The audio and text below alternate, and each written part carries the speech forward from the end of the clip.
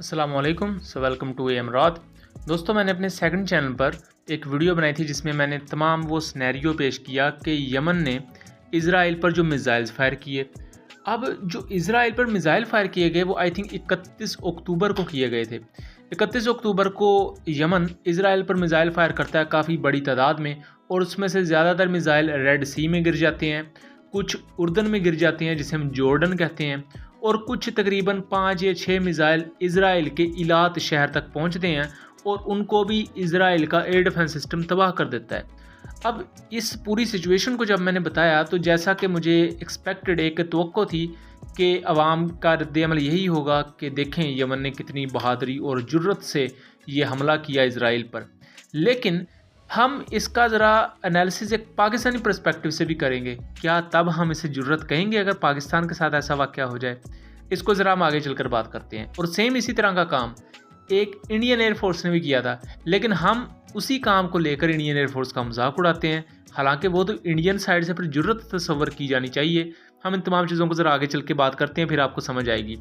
इस वीडियो को अगर आपने बेहतर तरीके से समझना है तो पहले आप हमारे सेकंड चैनल पर जाके वो वीडियो देख लें, ताकि आपको पूरा सिनेरियो पता लग जाए कि यमन ने जो मिज़ाइल फायर किए इज़राइल पर और उसकी तमाम रिपरकशंस क्या हो सकती हैं। सबसे पहले तो इस आर्गुमेंट की तरफ आ जाएं कि क्या ये एक जुर्रत थी। तो जैसा कि मैंने बताया कि यमन इज़राइल से काफ़ी ज़्यादा दूर है।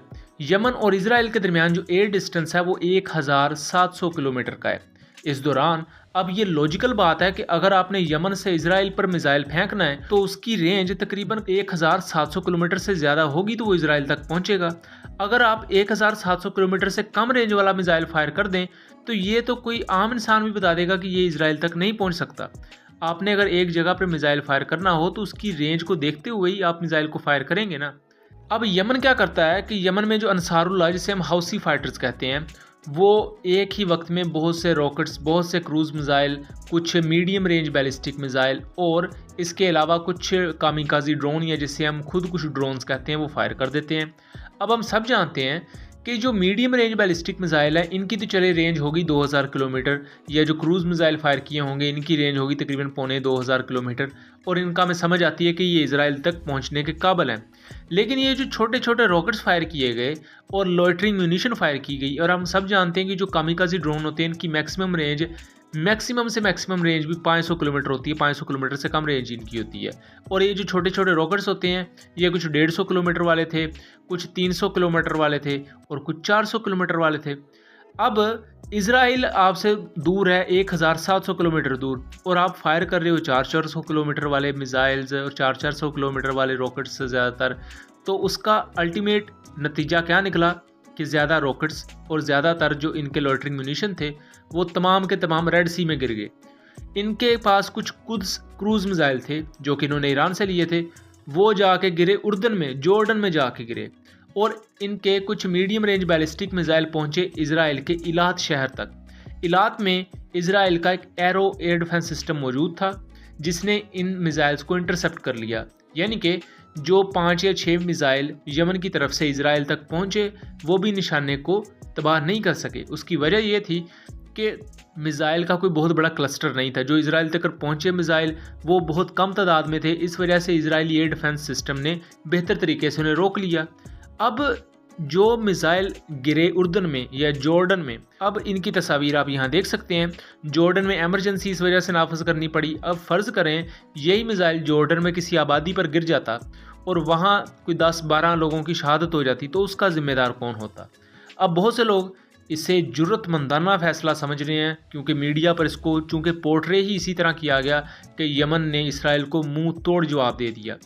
क्या ये बेहतर काम नहीं था कि यमन इन्हीं मिज़ाइल्स को हमास को देता, और अगर हमास के फाइटर से यूज़ कर लेते तो वो बेहतर तरीके से इज़राइल को निशाना बना सकते थे, क्योंकि हमास गज़ा में मौजूद है और गज़ा इसराइल के बिल्कुल साथ है।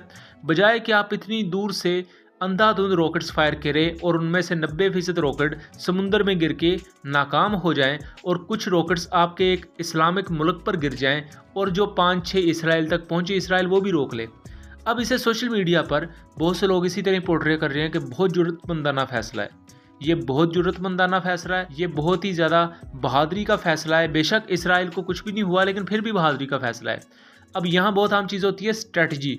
जो आर्मीज़ होती हैं, जो मिलिट्रीज़ होती हैं, वो जज्बात की बुनियाद पर नहीं चलती। आपको मैं एक सिंपल सी मिसाल देता हूँ 27 फरवरी 2019 की। इंडिया ने जब देखा कि पाकिस्तानी फाइटर जेट्स उस 27 फरवरी 2019 को इंडियन सरहदों के करीब आ रहे हैं, तो उस वक्त करीबन 25 के करीब पाकिस्तानी फाइटर जेट्स थे, जिनमें F-16 और JF-17 और मिराजेस थे। इंडिया ने उसके मुकाबले में सबसे पहले 2 Su-30 एयरक्राफ्ट भेजे, जिनमें से एक Su-30 को पाकिस्तान के विंग कमांडर हसन सदीकी ने तबाह कर दिया। अब क्या आप इंडियन एयरफोर्स के इस मूव को बहादुरी या जुर्रत कहेंगे कि जब आपके मुकाबले में 25 जहाज़ हों और आप बगैर कुछ सोचे समझे सिर्फ 2 जहाज़ उनके मुकाबले में भेज दें और आपका एक जहाज़ तबाह कर दिया जाए? इसे किसी भी लिहाज से जुर्रतमंदाना फैसला नहीं कहा जा सकता। ये एक प्योर स्ट्रेटजिक फेलियर होता है कि आपने अपना एक हथियार यूज़ करना है और आपको पता भी है कि जिस कंडीशन में हम ये इस्तेमाल करने जा रहे हैं हथियार, ये कारगर नहीं होगा, लेकिन फिर भी आप अवाम के जज्बात को ठंडा करने के लिए एक गलत मूव खेलते हैं और उससे आप अपने दुश्मन का कुछ भी नहीं बिगाड़ते, सिर्फ मीडिया पर जस्ट आपकी बल्ले बल्ले हो जाती है। इस तरह अगर हम दोनों ज़रा चीज़ों को कंपेयर करें कि जो यमन ने मिसाइल फायर किए, पता भी था कि इजराइल हमसे ज़्यादा दूरी पर है और जो छोटे रॉकेट्स फायर कर रहे हैं ये इजराइल तक पहुंच ही नहीं सकते, और वो जस्ट इतनी ज़्यादा तादाद में क्यों फायर किए गए? जस्ट कि मीडिया में एक हाइप बनानी थी। और जो थोड़े से medium range ballistic missile fire किए वो इतनी कम तादाद में इसराइल तक पहुंच पाए कि इजरायली एयर डिफेंस सिस्टम ने उन्हें रोक लिया। अगर यही मीडियम रेंज बैलिस्टिक मिसाइल ज़्यादा तादाद में होते तो इजरायली एयर डिफेंस सिस्टम इनके सामने सैचुरेटेड हो जाता या उसे सही तरह रोक नहीं पाता और ओबियसली इजरायली ठिकानों को बेहतर तरीके से निशाना बनाया जा सकता था। सेम यही काम इंडिया ने भी किया कि इंडिया को जब पता था कि पाकिस्तानी फाइटर जेट्स बड़ी तादाद में उनकी सरहदों के करीब आ चुके हैं, तो उन्होंने बहादुरी सो कॉल्ड दिखाते हुए सिर्फ 2 Su-30 को भेजा और उनमें से एक तबाह हो गया। उसके बाद इन्होंने फिर अपने मिराज 2000 और MiG-21 को भेजा, उनमें से एक MiG-21 भी तबाह हो गया। यहाँ मैं एक और आपको मिसाल देता चलूँ। फ़र्ज़ करें पाकिस्तान इंडिया के दरमियान एक क्लैश होता है और पाकिस्तान 10 मिसाइल्स इंडिया की तरफ फायर करता है। अब इन 10 मिसाइल्स में से 2 मिसाइल्स गलती के साथ उनमें कोई मेल फंक्शन होता है, वो चाइनीज साइड पर गिर जाते हैं और 8 मिसाइल इंडिया में अपने टारगेट को निशाना बना देते हैं। तो क्या पाकिस्तानी अवाम उससे जुर्रतमंदाना फैसला कहेगी या स्ट्रेटजिक फेलियर कहेगी? बिल्कुल उसे स्ट्रेटजिक फेलियर कहा जाएगा कि आपने 10 मिसाइल फायर किए, उनमें से 2 चाइना की तरफ गिर गए, तो ये एक स्ट्रेटजिक फेलियर होगा कि आपने उसे पूरी तरह रीड नहीं किया। सेम इस चीज़ को आप यमन की साइड पर देखें तो यमन ने 100 के करीब मुख्तलिफ छोटे बड़े रॉकेट्स फायर किए, कुछ क्रूज़ मिसाइल और कुछ medium range ballistic missile fire किए। उनमें से 90% रेड सी में गिर गए, कुछ जॉर्डन में जाके क्रैश हो गए और सिर्फ 5 या 6 इजराइल के इलाद शहर तक पहुंचने के काबिल हुए और उन्हें भी इजराइल के एयर डिफेंस सिस्टम ने रोक लिया, क्योंकि 5-6 मिसाइल्स एक तरफ से आ रहे थे। इजरायली एयर डिफेंस पहले से अलर्ट था, तो उसके लिए आसान था कि इन 5-6 प्री एज्यूम टारगेट्स पर वो स्ट्राइक करके इन मिसाइल्स को रोक सके। यही वो बेसिक वजह होती है कि हम इंडो पाक के ख़ास तौर पर लोग और ख़ास तौर पर जो पाकिस्तानी ऑडियंस है वो स्ट्रेटजिकली चीज़ों को देखती ही नहीं है। वो लॉजिकली चीज़ों को अगर इस तरह देखें तो आपको पता लगेगा कि यमन की तरफ से जो हमला है ये कितनी की ज़रूरत है और कितना कि स्ट्रेटजिकली अहम हमला था, या स्ट्रेटजिकली इसकी कितनी की अहमियत थी। बिकॉज इस हमले से इजराइल को कोई नुकसान नहीं पहुंच सका। ये बिल्कुल ऐसे ही है जैसे आप अपने दुश्मन को थप्पड़ मारने के बजाय दीवार में ज़ोर शोर से थप्पड़ मारते रहें और अपने हाथ को फ्रैक्चर करवा लें और फिर आप कहें कि देखो मुझ में कितना जोश है कि मैंने दीवारों को ही थप्पड़ मारता रहा हूँ। ये बिल्कुल भी एक स्ट्रेटजिकली वायबल प्रोजेक्ट या वायबल मिशन नहीं था। ये पूरे का पूरा एक मीडिया कैंपेन को स्टेज करने के लिए परफॉर्म कर दिया गया और इससे नतीजा भी कुछ नहीं निकला। इससे किसी किस्म की जो पैलेस्टीनियन हमास के फाइटर लड़ रहे थे उनको मदद नहीं गई, बल्कि उल्टा क्या हुआ कि अमेरिका ने रेड सी में अपने बहरी बेड़ों की तादाद बढ़ा दी और दूसरा इजराइल ने भी अपनी नेवी उन एरियाज़ में डिप्लॉय कर दी। यानी कि कुल मिला के बात की जाए तो यमन ने जो काम किया वो बिल्कुल ऐसे ही है जैसे खाया पिया कुछ नहीं और गिलास तोड़ा 12 आने।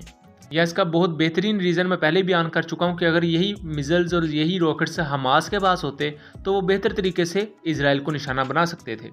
सो मैं अब उम्मीद करता हूँ कि आपको इस स्ट्रेटजिक ऑपरेशन में जो एक फेलियर था और वो फेलियर क्यों हुआ उसमें और इसकी ज़रूरतमंदाना फ़ैसले होने में फ़र्क वाज़े हो चुका होगा। सो उम्मीद करता हूँ चीज़ें क्लियर रही होंगी। मिलेंगे अगली वीडियो में, तब तक के लिए अल्लाह हाफिज़।